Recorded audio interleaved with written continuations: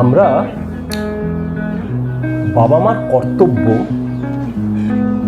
ছেলে মেয়েদের ভালো মানুষ করা। আমরা সবাই চেষ্টা করি সেটা, যে কি করে আমার ছেলেটা বা মেয়েটা একজন মানুষের মতো মানুষ হয়ে উঠবে।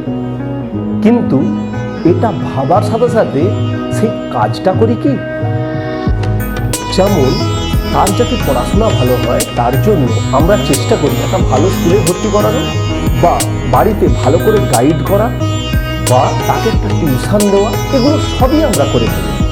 কিন্তু একজন ভালো মানুষ হয়ে ওঠার জন্য ছেলে মেয়েদের যেটা খুব ইম্পর্ট্যান্ট, তার ইমোশনাল কন্ট্রোল এবং তাকে সুন্দর একটা স্বভাবের গড়ে তুলতেই তাকে সুন্দর অভ্যেস করানো।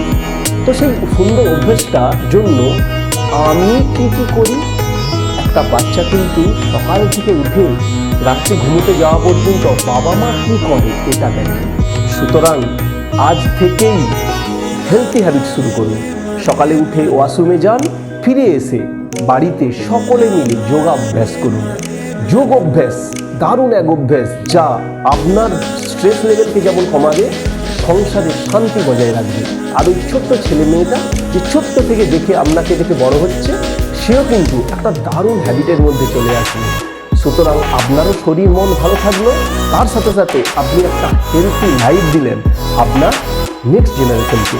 এই হেলথি হ্যাবিট আপনার বাড়িতে রেগুলার বেসে যখন চর্চাতে চলে আসবে, প্রতিদিন উঠে করাটা অবশ্যম্ভাবী হয়ে যাবে, যার ফলে আপনি আপনার বাচ্চাকে একটা দারুণ পরিবেশ তুলে দিলেন।